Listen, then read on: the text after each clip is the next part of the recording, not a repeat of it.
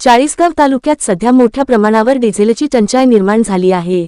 शहरातील अनेक petrol पंपांवर diesel उपलब्ध नाही असे फलक झळकत असून वाहनधारकांना मोठा मनस्ताप सहन करावा लागत आहे। Bharat petroleum, HP petroleum, Indian oil, Nayara petroleum आदी कंपन्यांचे पंप शहरात असले तरी एकाही पंपावर डिझेल उपलब्ध नसल्याची परिस्थिती निर्माण झाली आहे। सध्या लग्नसराईसह शेतीची कामे मोठ्या प्रमाणावर सुरू असल्याने डिझेलची मागणी वाढली आहे। मात्र पुरेसा पुरवठा होत नसल्याने अनेकांची कामे रखडली आहेत। ट्रॅक्टर, मालवाहतूक वाहने तसेच खासगी वाहनधारकांना याचा मोठा फटका बसत आहे। पंप चालकांकडून पेट्रोलियम कंपन्यांना आगाऊ रक्कम अदा करूनही डिझेलचा सुरळीत पुरवठा होत नसल्याचा आरोप करण्यात येत आहे।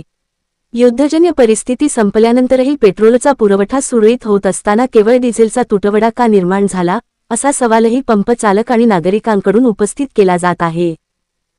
कंपनीने सुरळीत चालू करावा बस, त्यांनी आमच्याकडून पेमेंटला कुठल्याही प्रमाणाची दिरंगाई नाही। आमच्याकडून दोन पेमेंट कंपनीकडे जमा आहेत ऑलरेडी, ते जे आहे ते आमचे म्हणजे कस्टमरांचे येणं होते, सशाल होते फक्त बाकी। आणि कशामुळे ही टंचाई निर्माण झालेली? टंचाई तसं तर काही म्हणजे कंपनीकडनं काही तसं काही उत्तर येत नाही, ते सांगताना त्याला फोन आम्ही केला तर फोन रिसिव्ह करत नाही, येणे सांगता येताना की तुम्हाला देऊ आता तुम्हाला कालच दिला होता, 2 दिवस बाकी असं तसं काही उत्तर देत नाही। खरं पोरच रिसिव्ह करत नाही कशासाठी।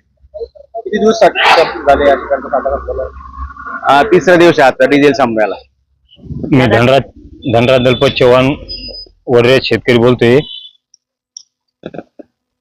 शेती कामासाठी डिझेल उपलब्ध नाही, डिझेल मिळत नाही। चाळीसगाव तालुक्यातील 5-6 पंपे फिरलो मी, डिझेल कुठेच उपलब्ध नाही। तरी सरकारला विनंती आहे की डिझेल मिळावं।